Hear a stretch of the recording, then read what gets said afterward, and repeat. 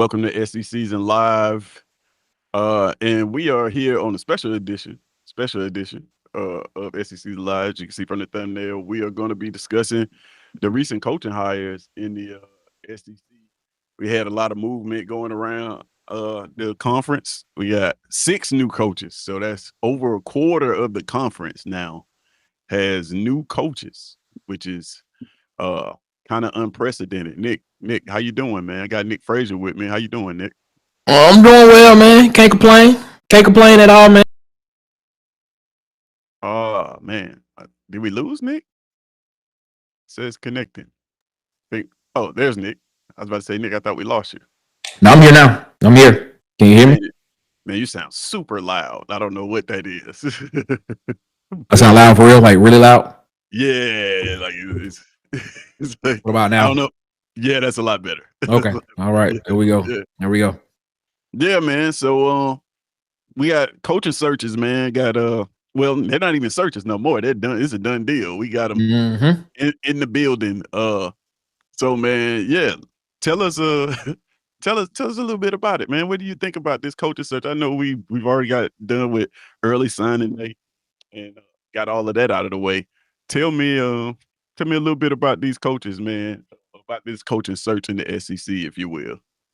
Yeah. This has been a very, very, very interesting search process. A lot of openings came open really, really fast. A lot of teams that are, looking to just, I guess, get better. I will say this has been probably one of the most interesting coaching searches that I've seen in some time, in some period. We sit here and we look at teams like, I think to kick it off, well, if we're only talking SEC, looking at teams like, Florida got rid of their coach, got rid of Billy Napier. You saw Sam Pittman get fired at Arkansas. You saw Brian Kelly get fired at LSU. Right. Hugh Freeze got fired at Auburn. And then just recently, Mark Stoops was let go at Kentucky. So I tell you, man, this is one of the I don't know.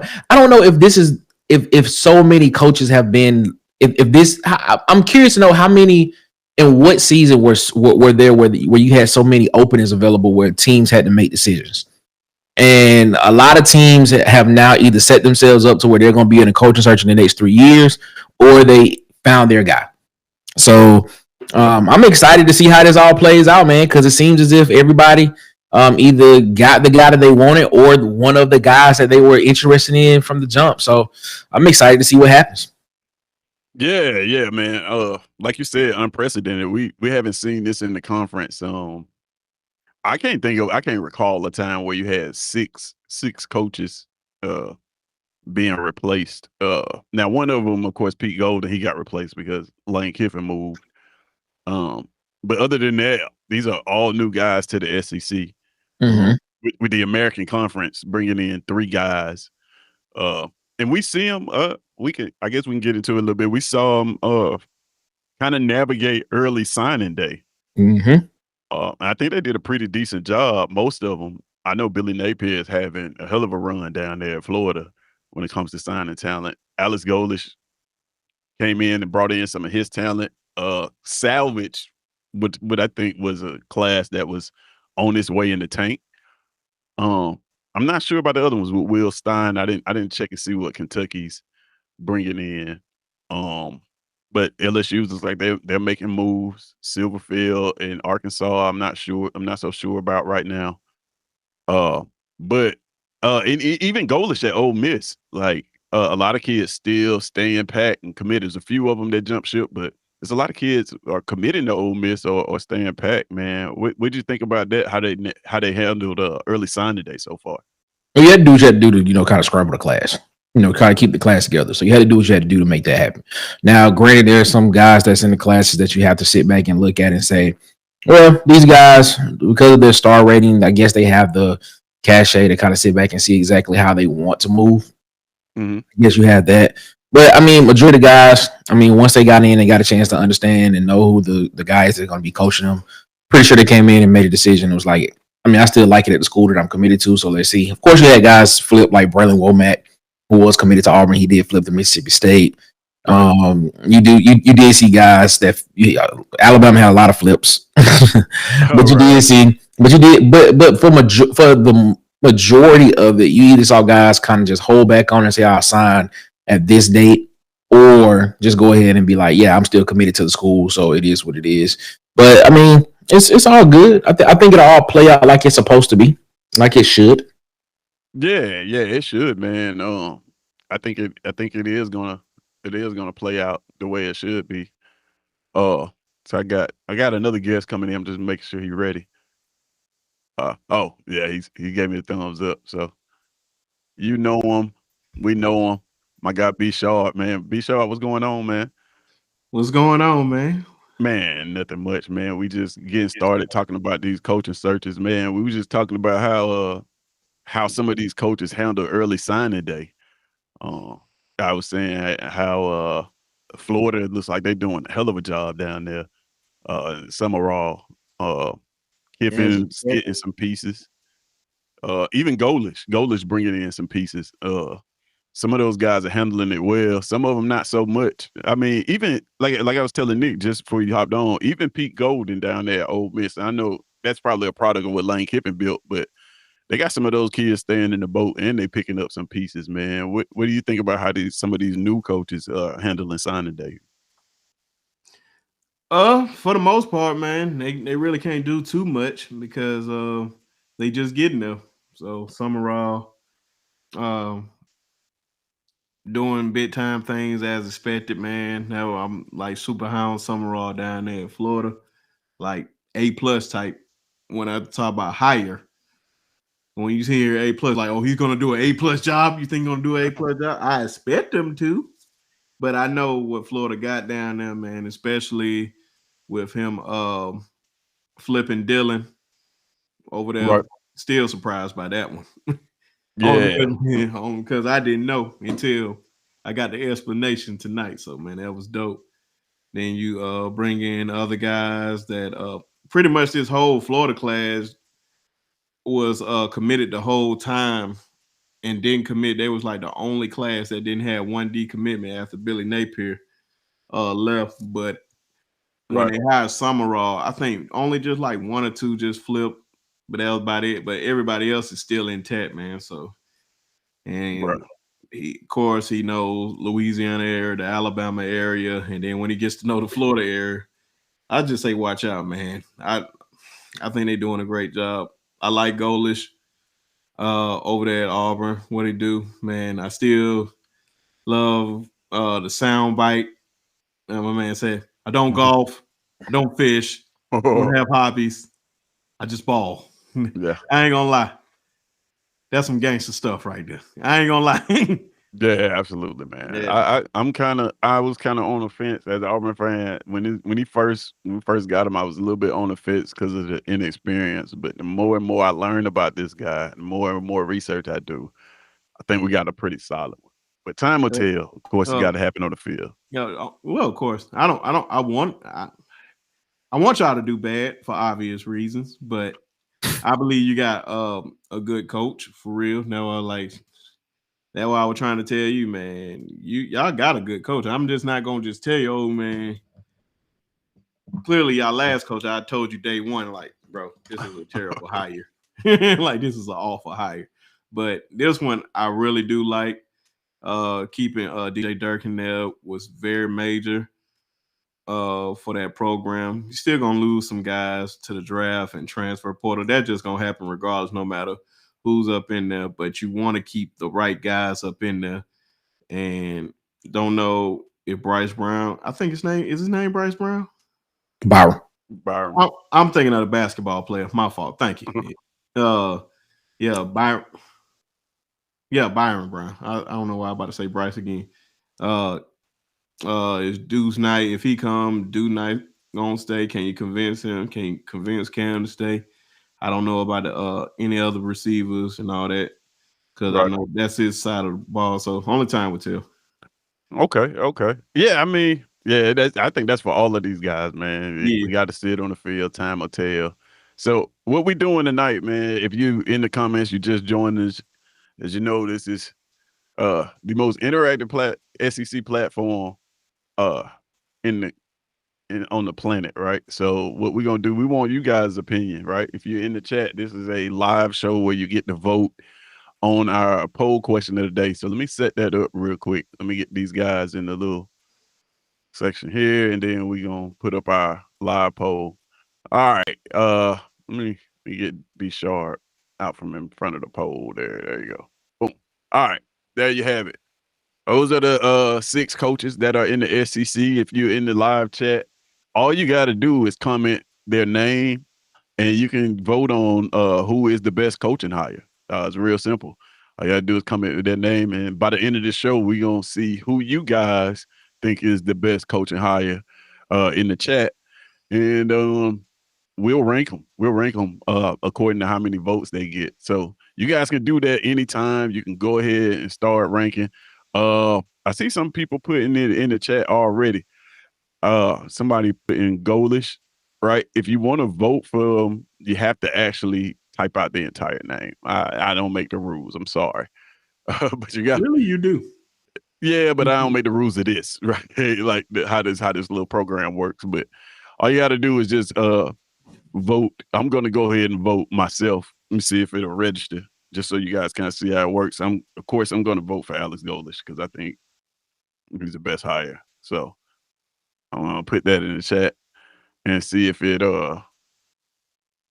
registers there. And boom, there's some votes coming in. We got one for Lane Kiffin registered there, and the other ones they're coming in. I see one me for Alex Golesh, and then it just takes a little minute to repopulate and kind of get everybody in. We're gonna check in on that though. Who you guys think is gonna win this? I'm thinking Lane Kiffin wins this, right? Just I don't know. Yeah, he's the popular vote, right? And coach on this list. What do you guys think? Who you guys think is gonna win this thing? You know who's gonna win this, man. Look who channel we on. Oh man, that has nothing to do with it. Now Yes, people can vote. Yes, it People does. can vote for whoever they want to vote for. They can, but folks don't want to be honest. actually, Lane Kiffin is winning. I don't know if all the votes are not being registered. Everybody. I don't know I see the names up in there, but it ain't popping up. Yeah, that's weird. Because it showed up. So we making sure it's spelled right? I don't know. So I'm gonna try this again. I'm gonna put Alex Golesh in here again. Let's try this again. He needs representation right now. Oh well, and this is what I'm saying. Here we go. Let the games begin. Alex Golesh. See, even Mike. See, Mike is one of y'all, and Mike even understand. Well, if it was like that, man, we would turn Alex Golesh off. He's not getting votes right now. He's not. But him He's not. Is getting votes. So that's messed up. Difficulties. You know what? We work better as an underdog anyway. Anyway. I may have to go in and favorites. I may have to go in and add these manually. I don't know. But I got them. Let's see. I got Golesh in there, and yeah, everything. Let's make sure I got everything set up right. Yeah, it's set up right. I don't know why. That's a good one. SEC refs running the count. So let's take a look at some of the chat members real quick, just to see who all's voting so far. We got Jay. He was the first one to vote for Golesh, and I see he didn't spell it right, so that's why his didn't register. So you got to spell it right. And he came back and changed his vote to Lane Kiffin. So his vote registered for Lane Kiffin there. You got Nick Frazier from Coolest Pod, Water Cooler Talk. He voted for Alex Golesh, but it's not registered. I don't know what that's about. My guy Alex Golesh not getting no love tonight. his votes aren't registered. And I think the fix is in. People don't want Auburn to be great. But we gonna check in on it, man. Susan Scales coming in. What's happening, Susan? Susan Scales saying Lane is messy. Yeah, Lane is messy. He win a lot of ball games, but he's messy. Sharp, of course, voted for John Summerall. Why I gotta be a course, man? Because you told me that already. It ain't gotta be a course though. Mike McKinney saying the fix is in. The fix is in. He understands. All right, slubbed up Durkin. He's voting for Golish.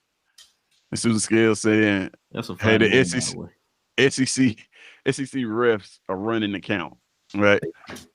Nah, that's funny. All right, so and let's see here.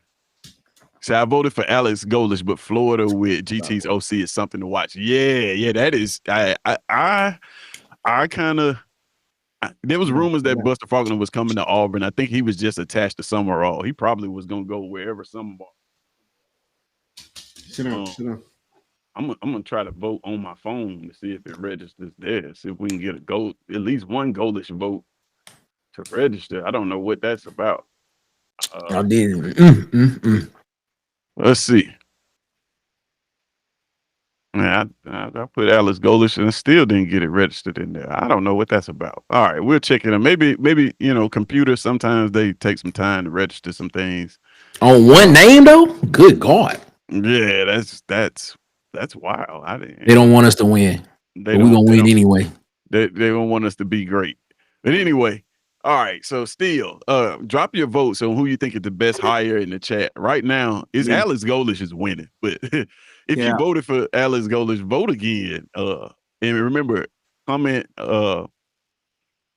with the option text to vote. So you gotta write the entire name out, spell the entire name for the vote that you want to count on this one. So right now it's showing 50-50, but maybe those Alex Golish votes will register. But all right. So while that's happening, remember that you can do that at all times while we're on this show. And you can just, like I said, register your let's do this. How about this? How about we do this? Y'all give me 2 seconds. What I'm going to do, y'all are watching the process live, right?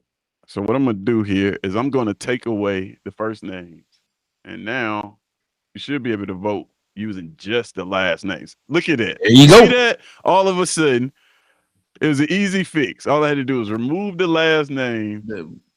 The fix is in. And all of a sudden, the fix is in. Look how what is this? This what they said. It's greatness. That's what it is. That's greatness. That's greatness. This is the 2000 all over. That's greatness. All right. So now that we have that fixed, so again, if you want to vote, all you got to do is vote for the coach that you think was the best hire. We had a vote for Golden, Pete Golden, 13% coming in for Lane Kiffin there. Looks like most people are voting for Alex Golish in this. Yes.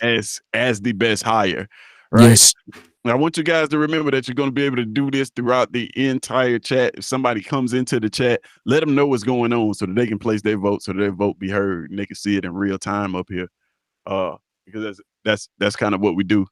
All right. So now that we got the formalities out of the way, let's kind of get into it, man. We're gonna go through these coaches and just give our opinions on them, man. So let's go ahead and get into the first coach. And the first coach, let me add B Sharp to this scene. All right. And the first coach we got up here is one Will Stein. Will Stein takes over at Kentucky. Formerly the offensive coordinator at Oregon. And this is a first-year head coach, right? He's a first-year head coach. And he's had 2 years as an offensive coordinator. So with Will Stein, he's taking over a program who, it's Kentucky. They do. I'm not gonna say that they don't have talent, because they do. They do have talent. He's gonna bring an offensive system to Kentucky. I expect them to be better on offense. I expect them to be better at evaluating the quarterback position. What do we think about Will Stein cutting his teeth in the SEC coming from Oregon to Kentucky? That's an interesting one. What you guys think about that? I think it's a great hire for Kentucky. I think that's what it is. And if it goes right, I think they got their coach for the next. I think they have their next Mark Stoops. Not in the way of saying he would do what Mark Stoops did or be mediocre as Mark Stoops, but they got the next coach for the next decade, especially an offensive guy.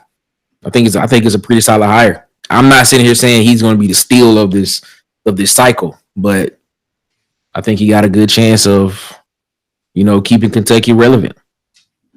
Mm. So with Kentucky, one thing I look at is they gave Stoops a lot of time. Yep. Do we think that Stein gets that a Yep. lot of time at Kentucky to build this program?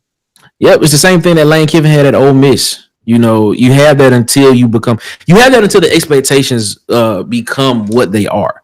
I don't think there's no Kentucky fan that's sitting here saying, "Oh, we expect Kentucky to be in the playoffs in the next 3 years." Even though that could happen, with the transfer portal, with the NIL, and we don't know what the NIL, commitment is for him. But Right.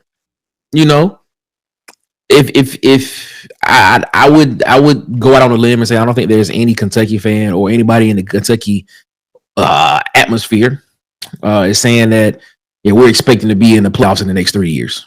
I mean, they could be behind doors. I mean, behind the scenes, but publicly, they're probably just saying we're just trying to get better and better each year. And so with that, I think he has an opportunity to build a solid foundation under what he wants it to be. Get it up to where he wants it to be at. Get a recruiting pipeline going in. Put a proof of concept out there to show to give an identity in Kentucky that we have an exciting offense that you can come play in. Give the recruit something to look forward to. Why should I go to Kentucky? Why should I go to Lexington, Kentucky? And things and stuff Right. like that. You got to have some type of identity. Your mic is still super loud. I don't know if it's just me. I don't know. It might not be picking up like that on the stream, but to me, it's just maybe it's my headphones. I just don't have the headphones in. It would if I had a man, then it would have been loud. That's probably what it is. All right, B-Sharp, what you think about this one, man? Got a guy coming from Oregon to cut his teeth in the SEC, first year coach. Oh man, I like it. I was like, okay, you just want to come into the SEC? Okay, come on down. I don't think it's certain jobs in the SEC I would not get, and this would be one of them. Just to say I have an SEC job, because I don't expect you to go. It's like a limit on this job, but hey, he got a job. He's definitely a good offensive coordinator. He definitely would have been up for one of these big time jobs. So man, it's definitely an awesome hire by Kentucky. Just need to see. It's going to be hard for him to get recruits up there, to be honest. You definitely got to win Kentucky, which I believe he can. But I don't know, man. I love the hire. I just don't like the place for him. I wish he went somewhere else. Okay. I don't know. Do you not think that Kentucky is the perfect place to like cut your teeth in the SEC? I think it's a good job for him. I mean, low expectations, 8 wins, and you a genius at Kentucky. Yeah. If you win that, trust me, they're gonna be calling. They're gonna be knocking down the wall. But just don't try to rush the process there. But I don't think the folks at Kentucky even trying to rush the process like you at another big time school, like a LSU or Florida or somebody like that. Yeah. So we got people saying that will Oregon take a step back without Will Stein? That'll kind of determine his worth. Do you think Oregon takes a step back without him? Dan Lanning is a hell of a coach, though. You just got to see with this, man. I'm pretty sure is he going to coach the playoff games? I'm not sure about that. I'm pretty sure, like a lot of these coaches going to be coaching the playoff game. Yeah. And I'm like until the job is finished, then he's 1000% on Kentucky. But I think he's gonna be coaching them still. Yeah. Because Yeah. if you losing him right now, I'm about to say that's bad for Oregon because you definitely taking a step back now. You lost Yeah, your for sure. offensive coordinator and your defensive coordinator, and you can't and none of them gonna be there for the playoffs. Oh, okay, that's not good. And yeah, I think there are certain schools that has an identity. You know, they said the same thing about Chip Kelly when Chip Kelly left. Well, will the offense be the same? Well, it didn't it didn't go down. Then Dan Lanning came in. And they asked, well, defensive coordinator, defensive minded guys coming in, will the offense still be the same? Well, you got offensive guys there, and you had a lot of recruits come in, and a lot of guys still came in. They still had prolific offenses. They said the same thing when Kenny Dillingham left. Well, will the offense still be the same? Well, this guy came in, and he had a pretty decent, highly ranked offense at Oregon. So I mean, I think Oregon's gonna always field really exciting offenses. So I don't think that is I don't think there's anything to worry about for the Oregon faithful, the Ducks. Yeah, I don't know, man. It should. I don't think Oregon takes a step back just because of talent, you know. But I do think that they're gonna miss this guy. I mean, I think he's a good offensive mind. That's just one of the reasons he was hired. But Kentucky, like I said, Kentucky is one of those jobs. It's almost like the starter job of the SEC. That used to be Vanderbilt, but Vanderbilt now you got to have some coaching prowess now to coach Vanderbilt. You can't just walk in there now as a nobody and get that job. But this job is one that I think is like perfect for a coach who's first year head coach, 2 years as an OC. He can come in there. It's like Jay said in this comment. Said this man is gonna have the most time to build out of all these coaches that just got hired. He's probably gonna have the most grace. And so that's what I think about that one. Let's see what we got in the chat here. It says Tim the Tool Man coming in saying UK's identity is gonna get stumped by the rest of the SEC. It's getting stumped by the rest of the SEC. So yeah, they kind of the doormat of the SEC right now. So he's got nowhere to go but up. So if that is any grace for him, we got Dwight coming in saying curse words and then 2 more wake ups and I'll be at the game. Oh, you going to the game, man? Salute, bro. Salute. Take some pictures, man. I know you're gonna have a great time down there, man. That stadium is amazing. That environment is amazing. We gonna be there. Oh, okay. Well, you have a great time too. Thank you, sir. I told you this the other night. You did? Yeah, man. I don't remember. You never do. I don't remember what I had on yesterday. So, what else is new? I'll charge it to my head, not my heart. Tim just laughing, and then we got he said he lived there. Okay, yeah, so it's right down the road for you, man. All right, man. So we gonna move it right along. We've done with old Will Stein there. I think everybody thinks that this is a decent hire for Kentucky, but says Sharp finally got a dope hat on. It's got that Mighty Ducks hat on. Yeah, man. What you know about the Flying V, man? Yeah, man. They don't know nothing about that, man. All 3 of them. If you don't, and I'm Charlie Conway, the Black Charlie Conway. The Black Charlie Conway. I'm gonna start calling you that. Hey, I will be honored. All right, man. So everybody's kind of the same. Looks like everybody's got sort of the same feelings about young Will Stein there. Got to see it. Great offensive mind. Walking into a situation where he's going to get a lot of time to build. We'll see. I don't like Nick said, I don't know what their NIL situation is in Kentucky and when it comes to getting talent. But if he can get some talent in there, specifically at quarterback, in which they've had some picks at quarterback, I think they just whiff getting Zach Calzada. But they've had their fair share of picks at quarterback. I think Kentucky will be all right, man. Like I said, 8 games, and this guy's a legend in Kentucky. All right, so we're gonna move on to the next coach on the list first. Before we move on to the next coach, we're gonna check in on our ratings. All right, this is where you guys get to vote, man. Go ahead, place your votes right now for the coach that you think it was the best hire. All you got to do is type the name in the chat, type the last name in the chat, and it'll register up here. If you're just now joining us, go ahead and place your vote, and it'll be registered. Right now, Alex Golish is winning with John Summerall close behind. And surprisingly, Lane Kiffin is tied with Pete Golden for the best hire. So go ahead and place your votes. It looks like some coming in for Kiffin there. All right.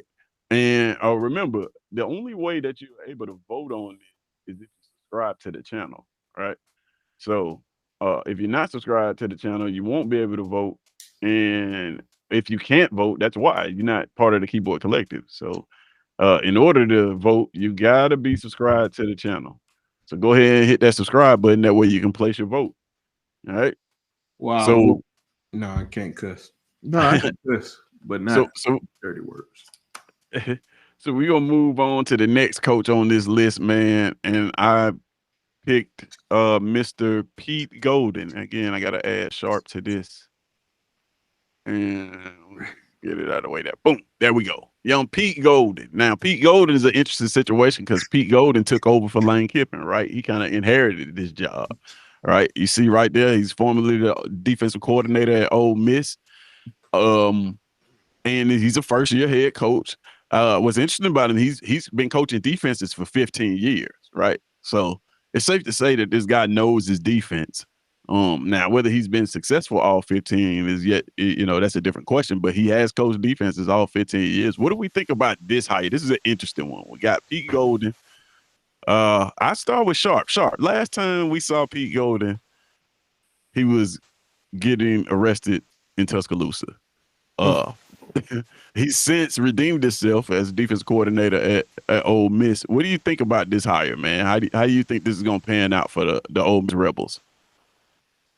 Man, it's a stable hire for an unusual departure. So, and I think is a great pickup by Ole Miss for them to keep Pete Golden in that position because he brings stability to that school. A lot of the recruits that are there were heavily recruited by Pete. He did a lot of that with us. He did some great recruiting. Yeah, so it ain't like he just wasn't familiar with those guys. So a lot of those guys stay.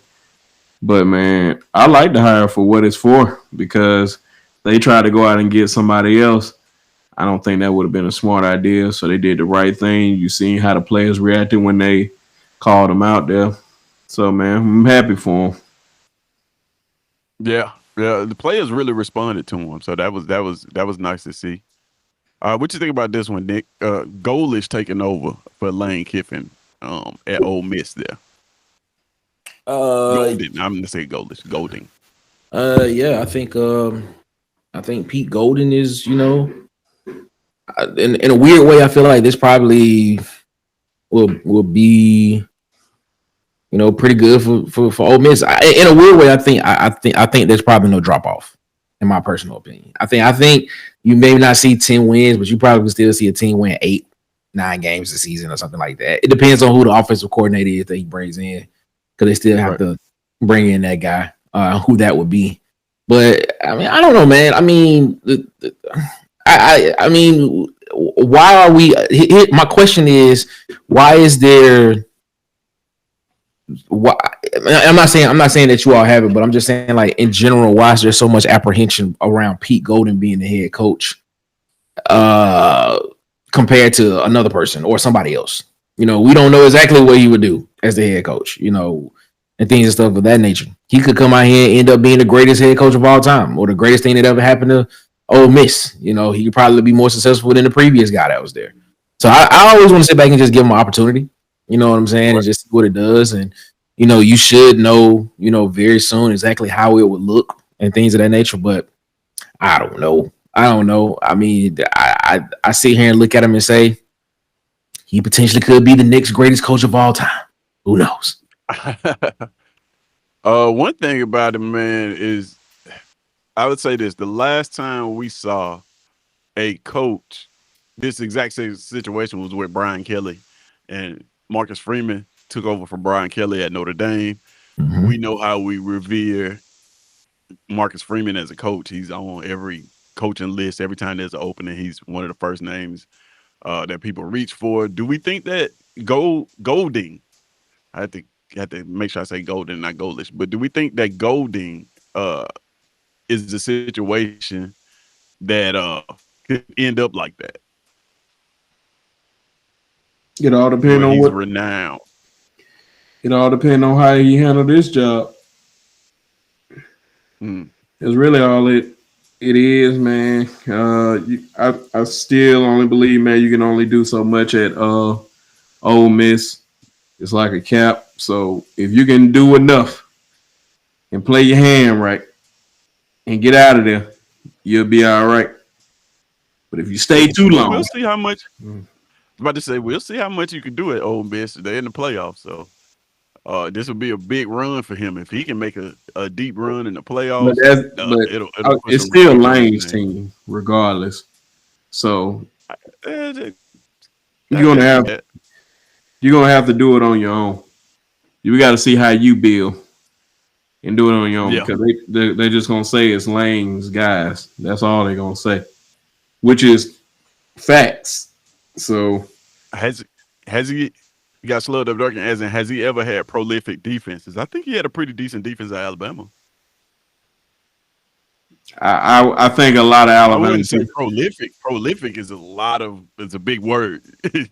he had a lot of all pros on there, but That's what I mean. He but got a that lot of was years to the NFL. he definitely had a lot because at one point shoot uh Kool-Aid, Terrion, Brian Branch, Will Anderson, Dallas Turner.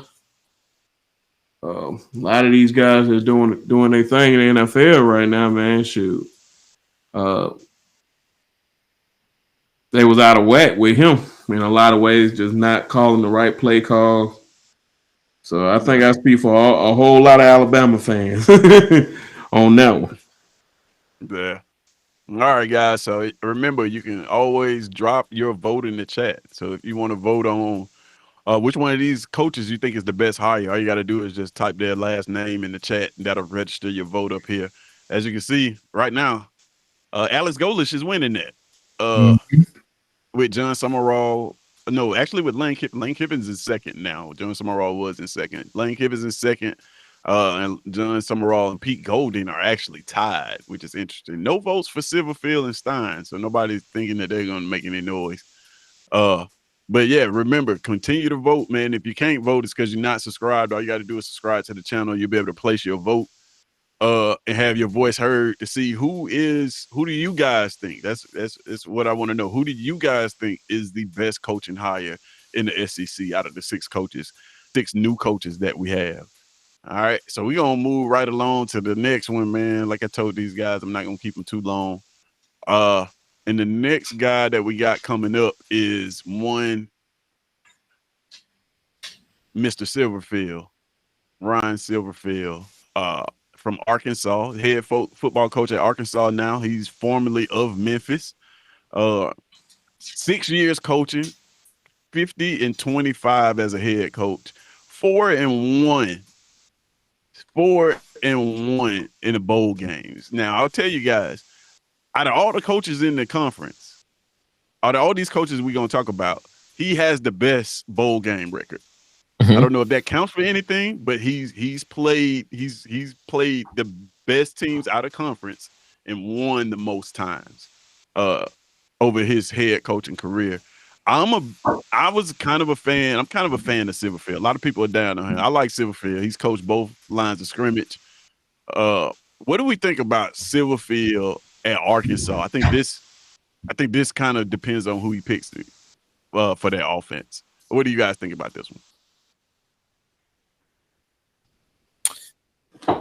I, I, I don't know. I mean, my thing is like I understand the numbers tell us one thing. If you hear the noise from outside, it tells us a different story.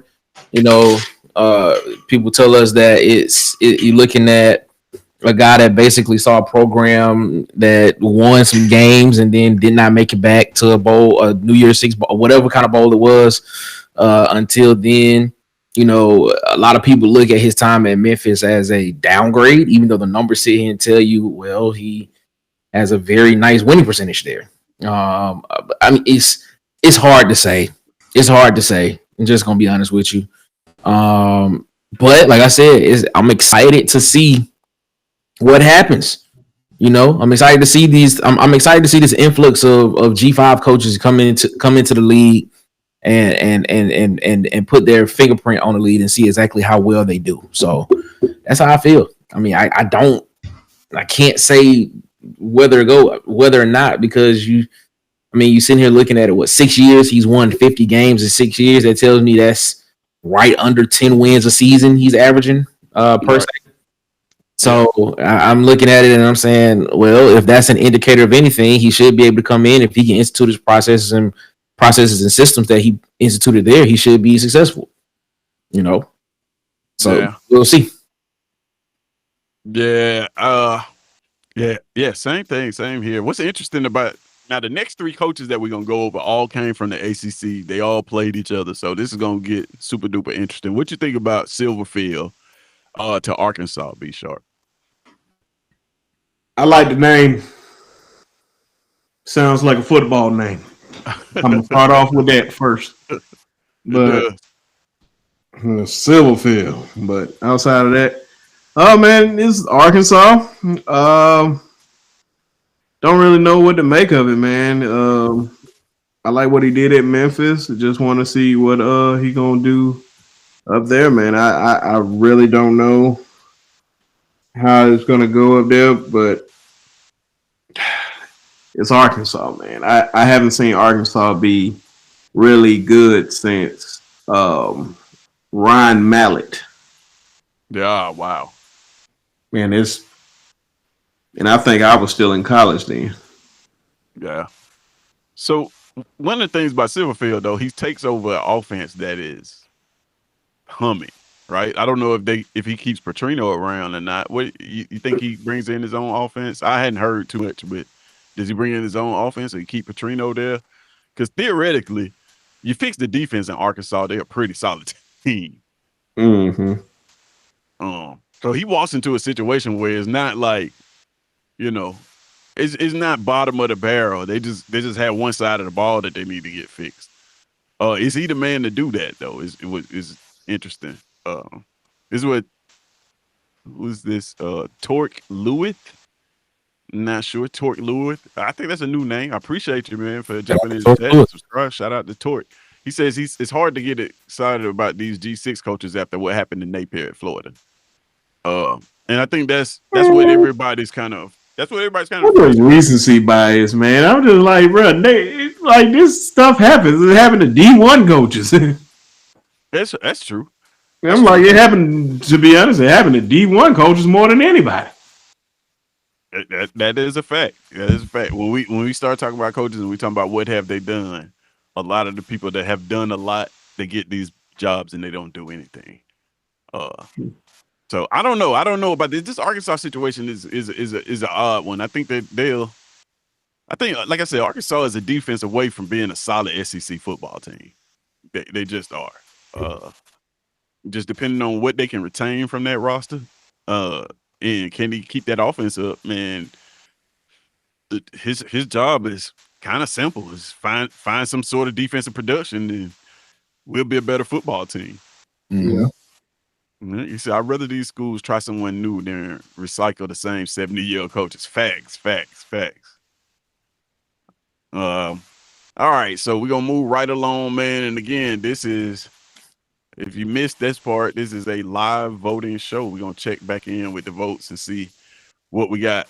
We still got Alex Golish is in the lead right here. No, I saw Dwight come in. Yeah. He said, let's see. Dwight said, I thought we was ranking. I thought we was on number 2. Now we're not ranking them this time. I just want to get your opinion there, Dwight. So you could just drop whatever name you think is the best coach, the best hire. You could just drop that in the chat and it'll register on this little poll right here. And we'll at the end of this this stream will come up with who we think is the best, well, who you guys think is the best, and we'll rank them that way. So far as Golish in the lead, Kiffin close behind, and then Summerall and Golding are tied for third place. So yeah, you can always just drop whatever coach that you think is the best hire in the chat. Just drop their last name in the chat. And if you can't vote, if you can't put any comments in the chat because you're not subscribed to the channel, if you subscribe to the channel, of course, you'll be able to vote and participate in that. All right, so we're gonna move right along in here. We'll start getting into the hires that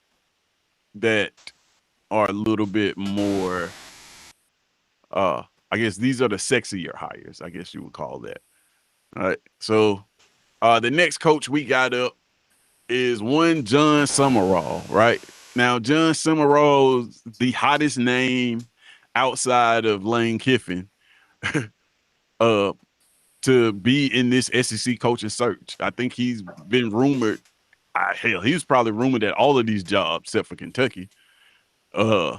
Even Ole Miss at one time. He was rumored to take over at Ole Miss in the event that Lane Kiffin left. I don't know too much about rumor for Arkansas, but all of the other jobs he was rumored to take that. All right, so 4 years he's been a head coach, has a really, really good head coaching record at 42-11. That's really, really impressive. Now his bowl game record is not so impressive. Only been to 2 bowl games as a head coach, lost one, won one. But he's also won the Sun Belt twice, and in 2022 he was Sun Belt Coach of the Year.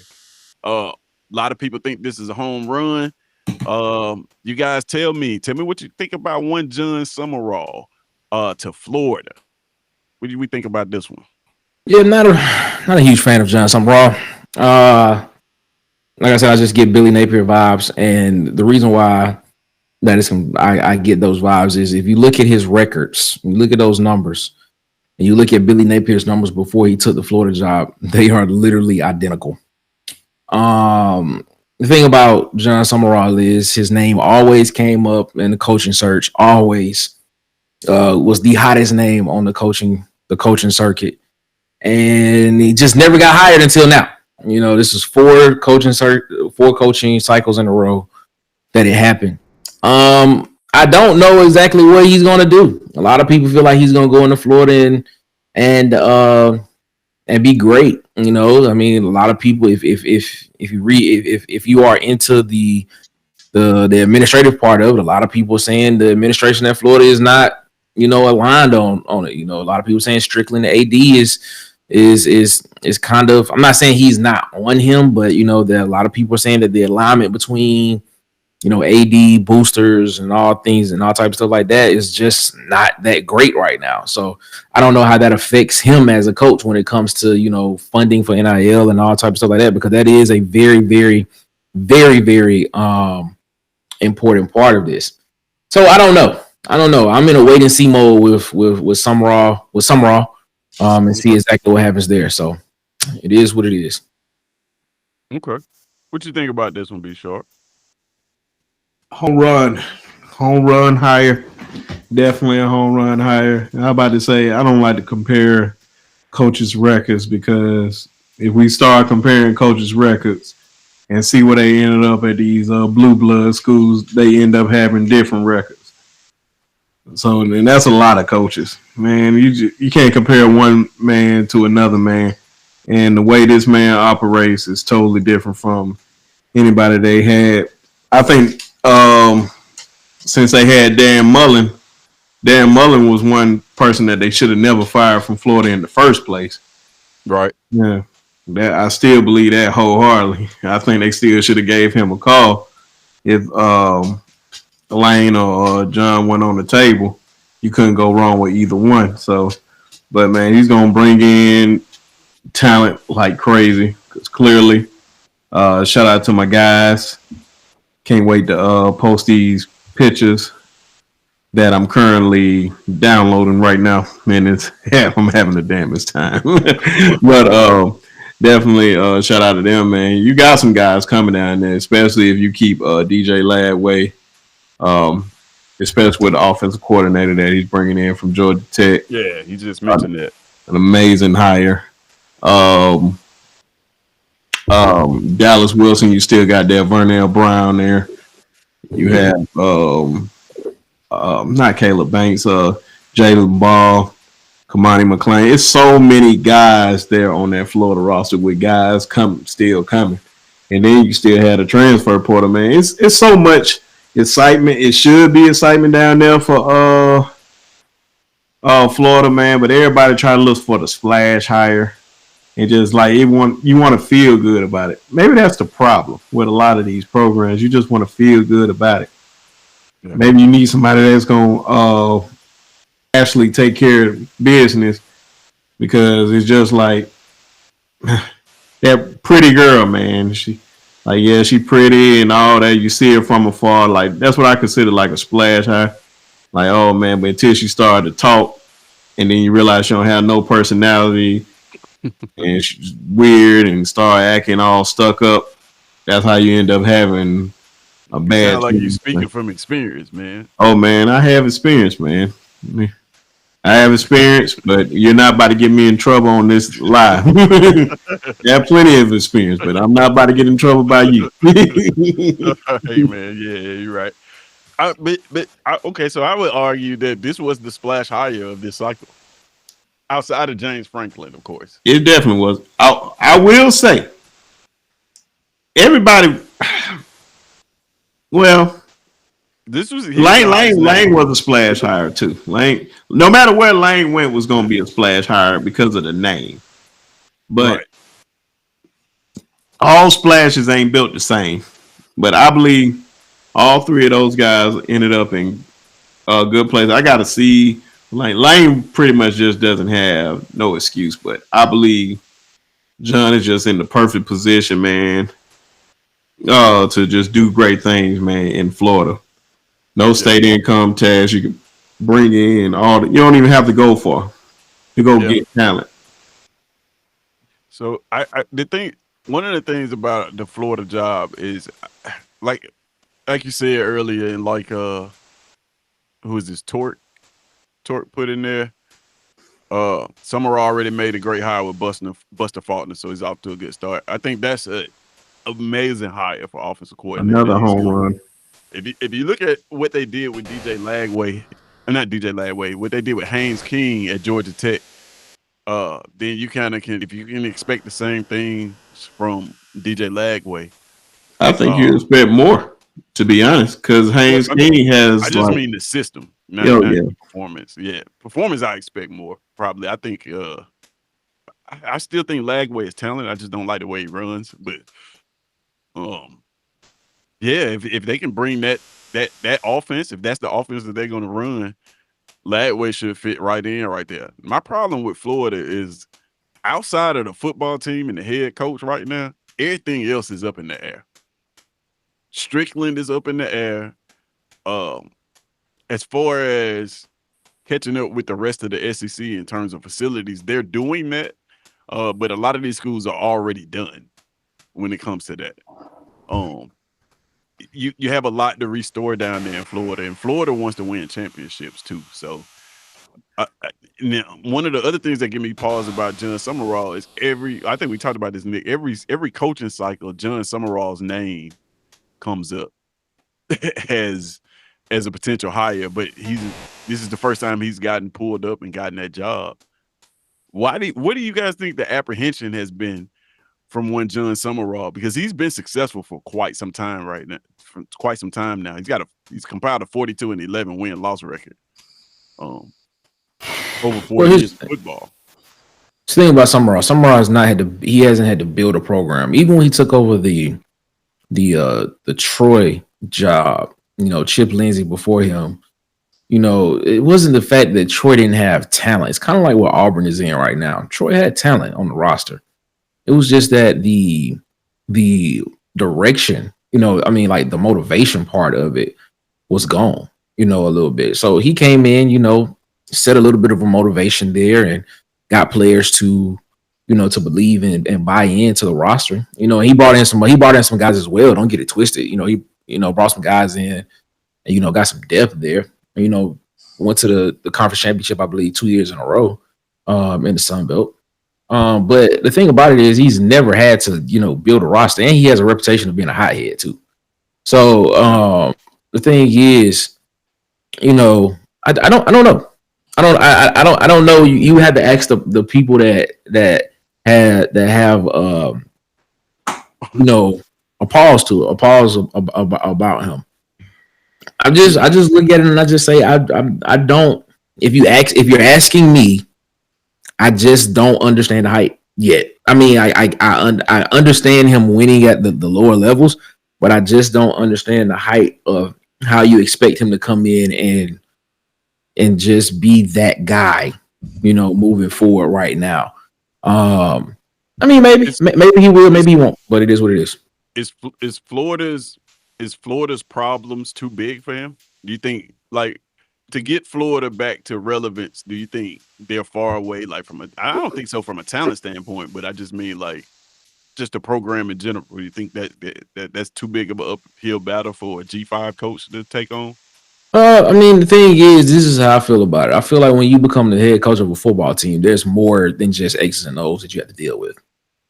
Right. There are the outside things that you have to deal with when it comes when you're talking, football. You have to find the alignment with boosters. You have to make sure the AD, the guy that hired you, is confident in you. You have to be accessible to administrators, and you got to be able to find talent everywhere, and you have to be able to hire staff around you. It's so much stuff you have to do.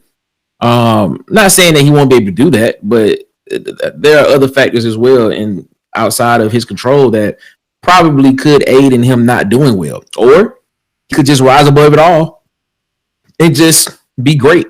It's like all these coaches here. It can either go one or two ways. It can be very, very way. They can do very good, or they can do very bad. In this situation, so it just really depends on what happens here. But if you just look at everything outside of Florida, outside of the outside part of it, yeah, it's kind of in disarray, and it'll be interesting to see what happens. Yeah, for sure. All right, man, we're gonna move right along. We're gonna, like I said, we're gonna be on too long, right along. You guys, if you are just tuning in, make sure you cast your vote for who is the best hire out of these 6 coaches. That is 6 new SEC coaches in the SEC. All you got to do is type their name in the chat, and that registers your vote. Right now, still got Golish coming in number 1, with Kiffin close behind, and then Summerall and Golden are tied. All right, and if you can't vote, you got to make sure you hit that subscribe button. That way, you can cast your vote, and then your vote can be heard. Right. All right, so we're gonna move right along, moving right along to my favorite hire. One Alex Golish. All right. Now, Alex Golish took Oh, what over a at shocker. Auburn. He's taking over at Auburn University, formerly of USF. He's only been coaching for 3 years, right? In 3 years, he's amassed a 23-15 win-loss records, and he's undefeated in bowl games, 2-0 in bowl games. Now, Alex Golish is one that I don't know if I just pinned him in as a good hire to begin with. This one kind of left me scratching my head. I kind of thought that DJ Durkin would be the coach. We kind of got Alex Golish in the 9th hour. But like I said, the more I learn about this guy, the more I hear him talk, the more I research him, the more I look at film study and look at his programs, the more I kind of like the guy. He's an offensive guy. I think he made one of the biggest hires in retaining DJ Durkin. I think that hire is just as big as Summerall bringing in the guy from Georgia Tech, Buster Faulkner. I think that's just important. And essentially, he's faced with the same thing, kind of like we said about Silverfield, but just in reverse. Auburn has a great defense, right? And they're returning a lot of players. He's with Atkinson coming back, who is, I think the best linebacker in the country. And man, with him coming back, and that defense coming back. What a surprise. All he has to do, and I say all he has to do, nobody's been able to do this at Auburn for a long time, but all he has to do is field a decent offense, and he can get this thing back on the road. What do you guys think about one Alex Golish coming to the Plains in Auburn University? Go ahead. Oh man, I love to hire for you guys, man. I know what he brings to the table, man. Of course, the sound bite that I love so much, and that I will say for the 100th time. I don't golf, I don't fish, I don't have hobbies. I just ball. You can tell he practiced that in the mirror a couple of times. Maybe. Man, but I say put that on a t-shirt, man. That'd be a sellout shirt up there in Auburn for real. But man, I feel like man, he's just one of those guys that's gonna hold these players accountable. I believe you guys, your last head coach did, but it took a lot of hard head to realize that your last head coach was just not that guy in so many ways, man. Just really threw a lot of guys under the bus, which he's doing currently right now. What a surprise with his quarterback that he brought in. So, but I feel like he's going to protect these players in a lot of ways, man. They're going to fall in love with him. Auburn just has to embrace this guy and just stay out the way. It's really just staying out the way with the donors and all that. Just get the money, trust the process, and that's it. Enjoy these football wins that I hope don't happen for obvious reasons. But I believe you guys really got a good head coach, and then retaining DJ Durkin was another big thing. So man, I'm happy for the guy, man. I just wish it wasn't at Auburn, but he's at Auburn, so it's a good hire for you guys. Real good hire. He gave us hell in a lot of ways, so Auburn not beating those allegations. What you think about this one, Nick? I've been playing a little NCAA with that USF playbook. It's kind of interesting. What you think about this one, man? Yeah, man. I like any other hire on this list. I'm excited, optimistic about it. But like I said, it can go either one or two ways. It can go very, very good, or it can be very bad. But I can talk about Auburn a little bit more intently because, of course, we talk about it all the time, and talk SEC football. But I mean, I think this, just based off of what you do know a little bit about Auburn and what's going on behind the scenes. I think they got a guy that is just dedicated to just trying to find a way to win games and be competitive. Process driven, process oriented. He basically said it. But yeah, I'm excited about it. In any new hire that comes in, you get excited about it, or you try to find a way to make yourself excited about it. And then the more I dig into Alex Golish and read about him and hear him speak and hear him talk, the more optimistic I get about what it could be at Auburn and what could be done. So I was just basically in a wait and see mode. But I will say this though, what he did at USF, a program that only won like 3 or 4 games the seasons before he got there, and then since he's been there has won 23 games in 3 seasons. Right. That's pretty promising. It's pretty promising to see, to hear from, to see and to hear from a guy that's been the head guy at a program like that. And of course, he was the offensive coordinator at Tennessee as well. So yeah, I'm optimistic, excited, but I'm optimistic, but I'm excited too as well. So we'll see what happens.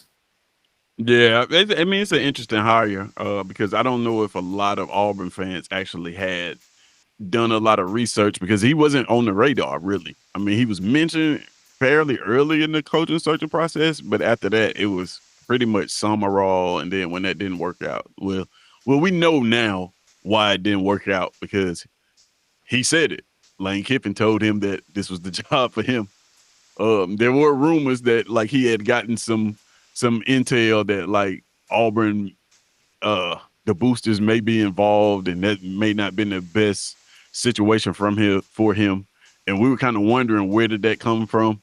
And then in his introductory press conference, he was like, "Yeah, I talked to Lane Kiffin. He said, yeah, this is the job for me." So it's pretty safe to say he told him not to go to Auburn. Yep. But we end up with Golish. Like I said, it's a wait and see type of thing. I like everything that he's saying. Unfortunately, words don't win football games. So we'll see. We'll see how it works. He has one hell of a defense and one hell of a defensive coordinator to work with. So we'll see how that works out. Torek putting this in the chat was funny. He said the Russian at Auburn just sounds like an old SEC 30 for 30 on ESPN. Wow. Yeah. Wow. If he can manage to put some offense together, he may get a 30 for 30 on ESPN. Good. Definitely could. All right, man. So yeah, if you are watching this, again, we are voting, just trying to see who is you guys think is the best coaching hire in the SEC. All you got to do is drop their last name in the chat, and your vote will be registered. Right now, Golish is still winning with Lane Kiffin close behind, and then we got the tie between Summerall and Golden. All you got to do is drop their name in the chat, and then your vote will be registered. And if you can't vote, it's because you're not subscribed. And all you got to do is subscribe. You'll be able to vote, and you'll get your vote registered. And we'll calculate this when we get done. We got one more coach to go through. And he is the most talked about hire, I think, in the SEC so far. Right? And that is one Lane Maurice Kiffin. Is it Maurice for real? Maurice Kiffin. Shout out to you for doing the research, man. He looked like a Maurice. I am so joking. Oh, okay. Well, that's right.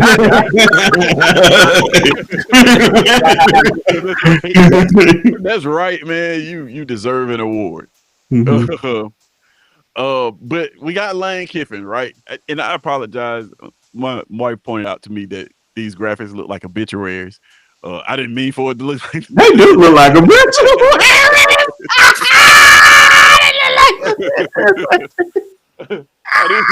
I didn't consider that.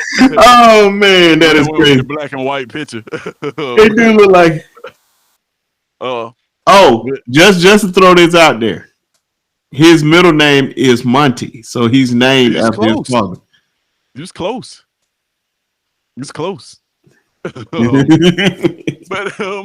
But let's talk about Lane Kiffin real quick. You got Lane Kiffin taking over at LSU. You know, he was rumored to Florida. I think he was penciled in at that job. That was, you know, his job to take.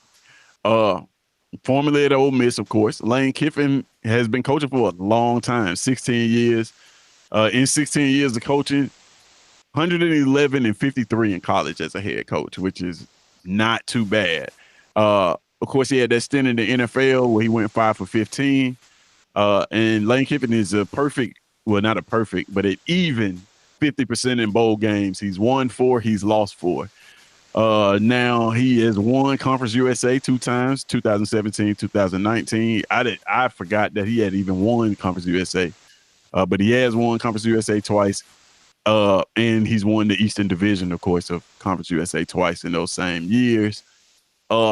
So you guys, Nick, tell us what you think about Lane Kiffin. You did a really, really good video on this. Actually, both of you guys did. If y'all are listen, y'all in the chat, go check out both of their channels, Water Cooler Talk and B Sharp's channel at Sharpshooter Sports Talk.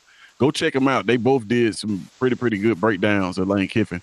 Tell us what you think about Lane Kiffin, man, taking over this job at LSU. I think it's a mistake.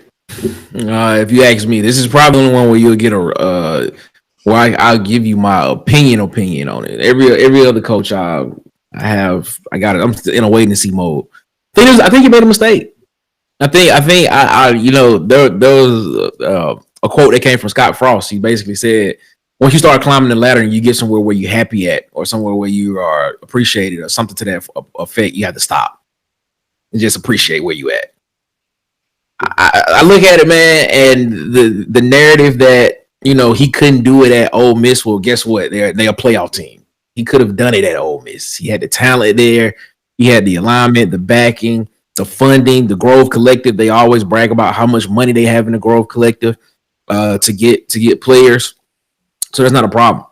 I liken it to, I feel like he's leaving a pretty house that's already been painted. It has a new roof. Foundation is good. The walls are straight. The grass is cut. The HOA is not on your back. No pressure from them. They're not mad at you. But you go into a situation where, the paint may need a little updating on the house. The roof may have a couple of leaks in it. Maybe a crack in the foundation. And the HOA president going to be on your back because the grass is above the legal limit. That's in the bylaws of the HOA association. I think he just put a lot of more pressure on himself. But maybe that's the pressure he wanted. Maybe it is. But you can't be mad at him for doing what he feels is best for him. But I think he had an opportunity to be legendary at Ole Miss and be the first, and not just be one of at LSU if he does win there. He had an opportunity to just be the first at Ole Miss. But hey, congratulations to him, man. Congratulations to him. Yeah, it's a great comment by Torque. He says, I know people mad at him, but when Nick Saban and Pete Carroll tell you to take a chance, you got to listen to him.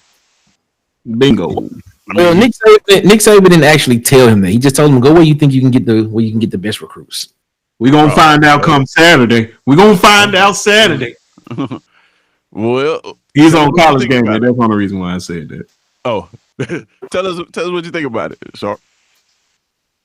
This is a 95 mile an hour pitch.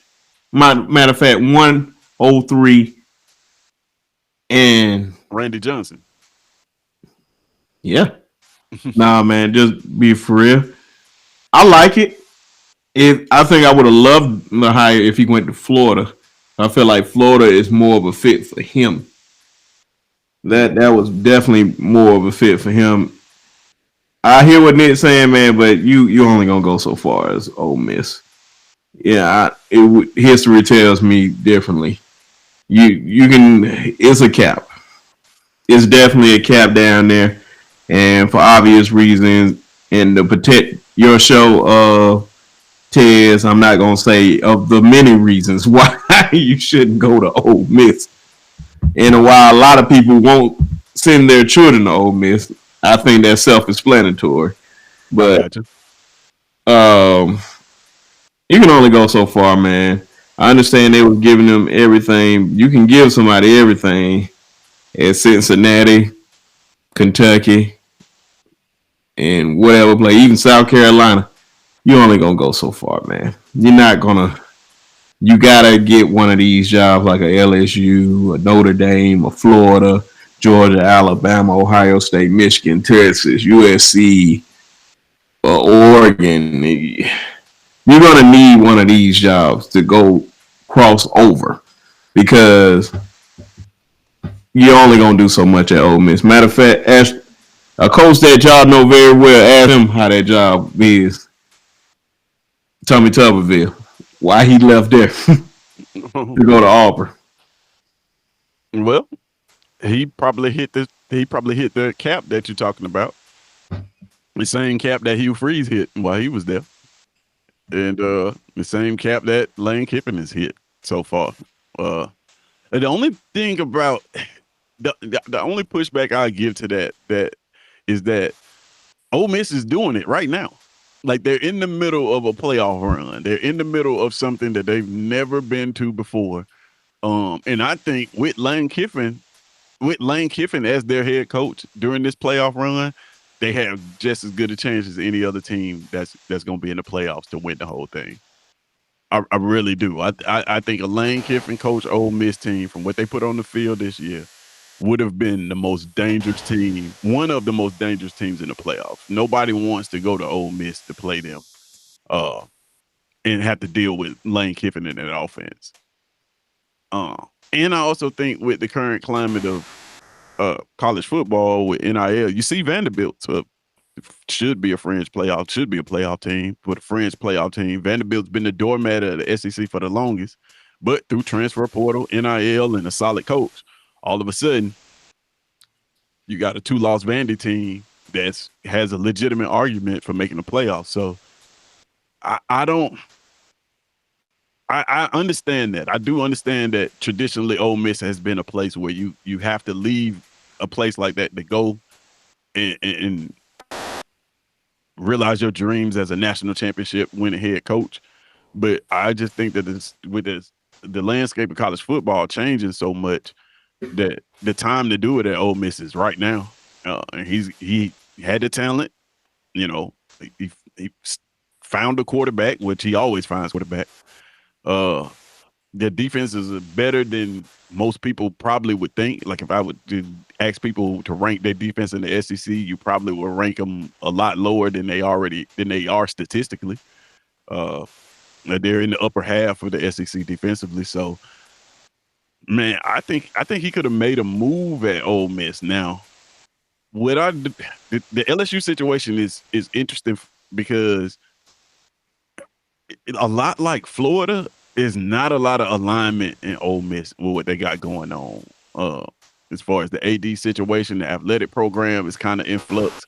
And I know that if you insert Lane Kiffin into that, he's going to have some say-so. Or he's going to want to have some say-so. I don't know specifically how that meshes well with the powers that be at LSU. But certainly, for sure, they got a good coach. And they got talent on that roster, of course. But I don't know if, like I said, man, I don't know if the coach, I don't know if Lane Kiffin is better than the coach that they fired. Like, I don't know if the results are going to be much better than the coach that they fired. It's just the expectations that come with Lane Kiffin at LSU. Is championship or bust, right? 10 wins is not enough. 10 wins is enough at Ole Miss. 10 wins is not enough at LSU. And I also know that everywhere Lane Kiffin's been, when he's exited, it's been messy. And he's walking into a school with the last 5 coaches. When they exited, it was messy. So, like, this has the potential to be, like, it could be everything or it could be nothing at all. I think this is the most boom or bust hire of all 6 of them. Because this could, like I said, this could blow up in a good way, or it could just implode on itself. So you guys in the chat, let me know what you guys think about one Lane Kiffin going to LSU. We got mixed feelings up here on the panel. So that means that we kind of like, I'd say it's kind of middle of the road. Let me ask you guys this, and I'm gonna put y'all on the spot real quick. 9 wins. 9 wins. Over and under 9 wins for LSU next year. I would probably say, or right at 9. Over, under, or even 9 wins. It's an 8-win team this year, right? They won 8 games. Yeah, even 4 this year. I would probably say right at that number. About 9. Yeah, it's probably what I would say. I'm looking at I'm looking at their schedule for 2026 real quick, and then that'll give me a better say so of what it could be. I know they have to go to Auburn. I know they have Alabama at home. They have Clemson at home. I think Nice. They have Alabama at home. Mississippi State at home. They got a lot of home games next year. Texas A&M. They travel to Arkansas. They travel to Auburn. They travel to Kentucky. They travel back to Ole Miss. They travel to Tennessee. I mean, you look at that Tennessee game. The Tennessee game could be a push. You know, Tennessee is going to have an offense. Ole Miss is going to be up for that game just because of the ramifications behind it. Don't know what Kentucky is going to be because they have a new head coach. You don't know what I don't know what the NIL obligation is. Don't really know what Auburn is going to be, but you do know Auburn has a talented roster. Same thing about Arkansas. You mentioned it earlier about the defensive side of the ball. Would the defensive side of the ball be the upgrade on that side? I think Texas A&M is going to still be a very an opponent that you're going to want to look at. Texas, you know, will Texas rise to the challenge? Will Arch Manning be better? next year as a quarterback. Mississippi State is just getting better. They played a lot of close games this year. So will they play close games next year? Alabama, I don't think is going anywhere just yet. And then of course Clemson. Does Clemson bounce back? Yeah, I would probably say right at that 9 mark. Right at 9 wins. Okay. What you mean Yeah, by that? what do you say, Sharp? I'm trying to see what you mean. Alabama ain't going nowhere just yet. He ain't no just yet. We here. Big dog. Big dog.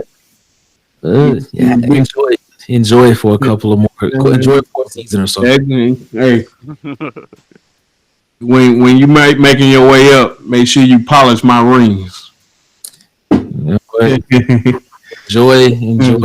Enjoy it for just the time being. That's it. I know the white man. I feel you, man. That's funny. But so what do you think, man? Overall, over under 9 wins for Lane next year. I give him 9.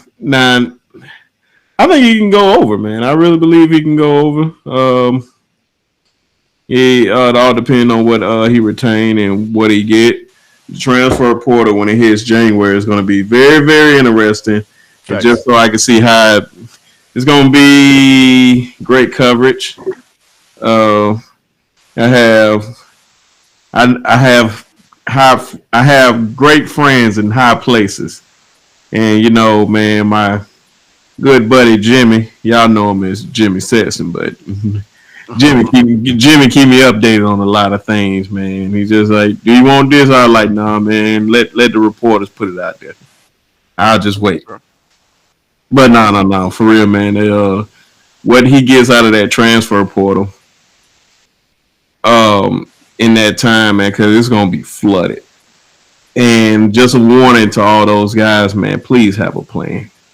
If you're gonna jump in that pool, please have you only get one time now. So they changed it. So this is it. You only gonna get those 2 weeks in January, and you better make it right. That's why I said please have a plan, because if you don't have a plan, your ass gonna be stuck. Mm-hmm. Yeah, indeed. But I say 9.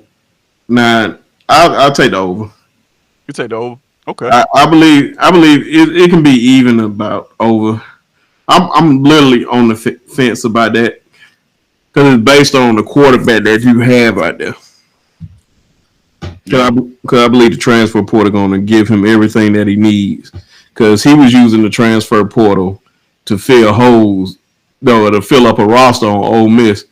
He's just going to be filling up holes that he need to fill at LSU. Yeah, I mean that's interesting. I want to see how he does navigate the portal, being that he's at LSU now, and see how that all works out. But then when I think a lot of times when I think about Ole Miss, a lot of the reason he was in the portal because he had to be. It's tough to get high school recruits at Ole Miss. I think he should be able to get a ton of high school recruits at LSU versus having to go to the portal. What's interesting about signing day is a couple of these kids opted to leave LSU. They had a couple kids leave. Some of them stay Ole Miss, and of course he had some that come from Ole Miss to go to LSU. But me personally, I thought Lane Kiffin to LSU was going to be a bat signal on early signing day, and you was going to see a couple more flips. But that's just not what happened. I think it speaks to like maybe the instability of the program right now. I said that over and under at 9 wins because I think that's what Lane Kiffin gets next year. 9 wins, 9-game SEC schedule. I think he gets 9 wins, and is 1 game better than Brian Kelly, and then we'll have the conversation at the end of the year of. We'll revisit all of these hires at the end of the year. Of course we are.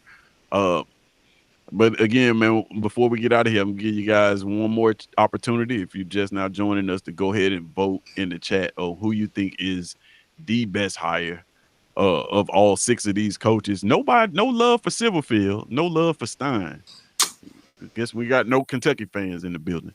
All right. But But right now, Alex Golish is winning. So if just type the name of the coach that you want to, the last name of the coach that you want to vote for in the chat, and then it'll register up here. Golish is winning with Kiffin at a close second, and then Summerall and Golden are tied, which is interesting. People have Summerall and Golden tied for the best hire. So we got more votes coming in for Kiffin. Looks like that's Alex Wilder. Alex, what's going on, man? Yeah, so we got Kiffin coming in with a few more votes there. But yeah, you guys, any parting thoughts on this before we get ready to get out of here and end this stream, man? Because I think I kept you guys too long. what else is new? But it's all good. But no, man. I don't really have too much to say on it. With Kiffin.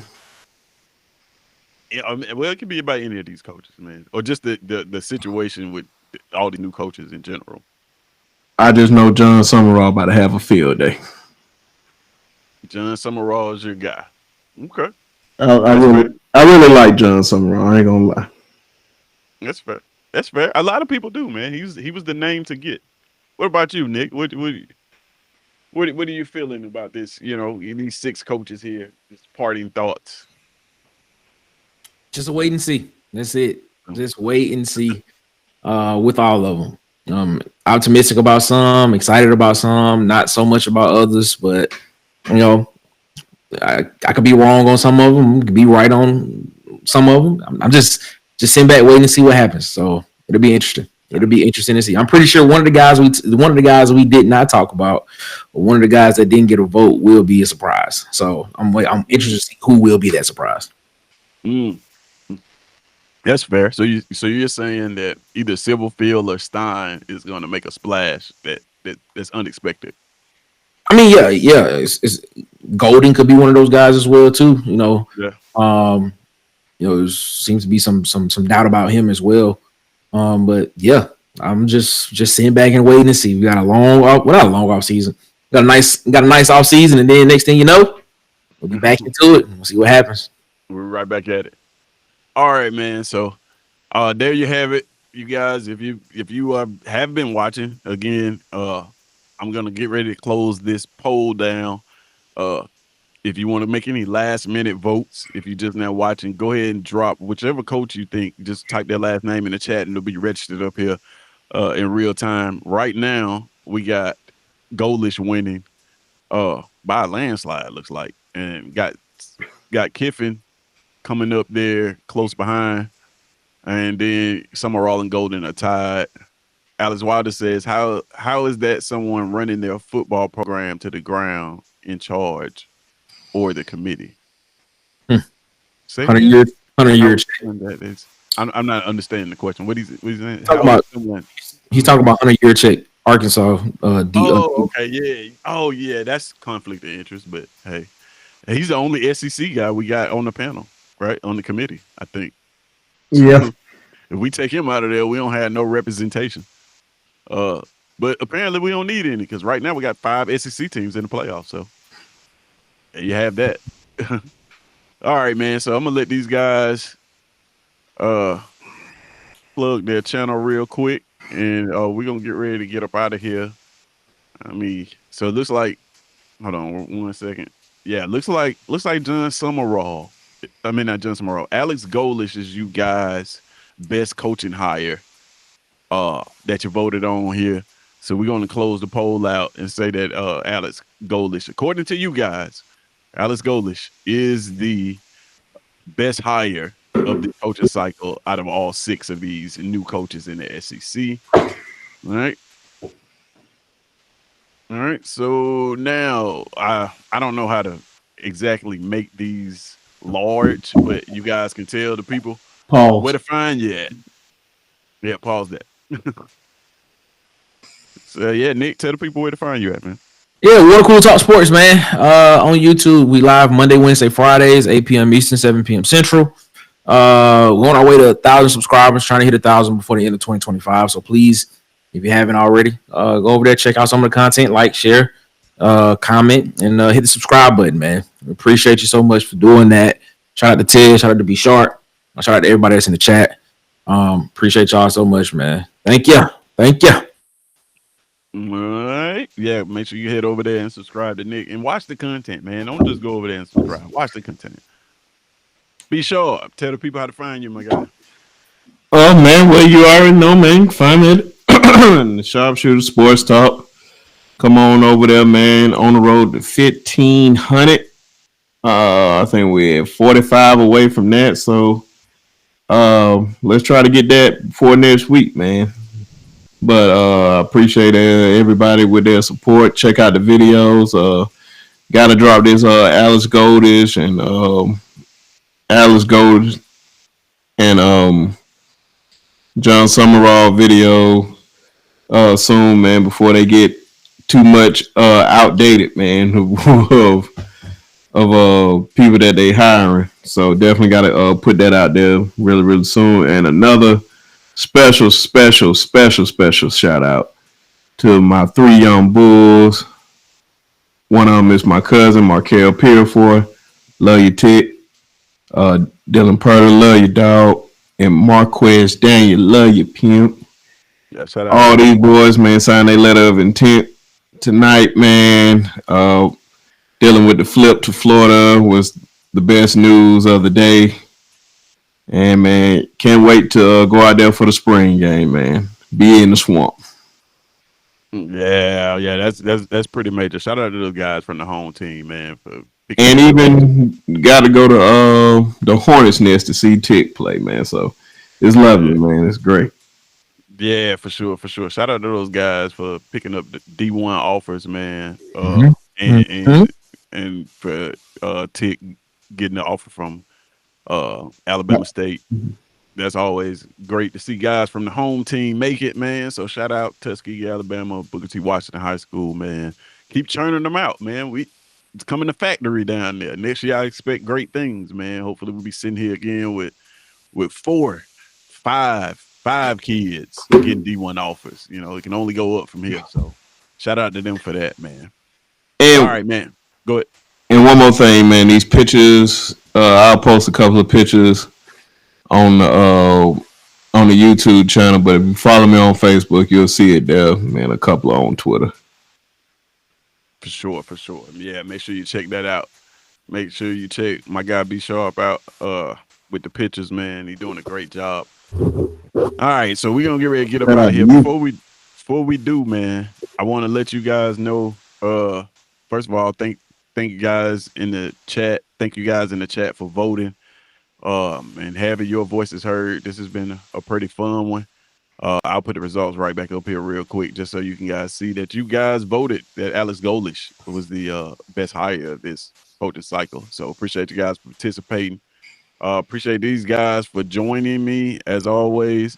And man, got some interesting stuff coming up for SECZN, man. I've been kind of mulling over what to actually what to do with this channel.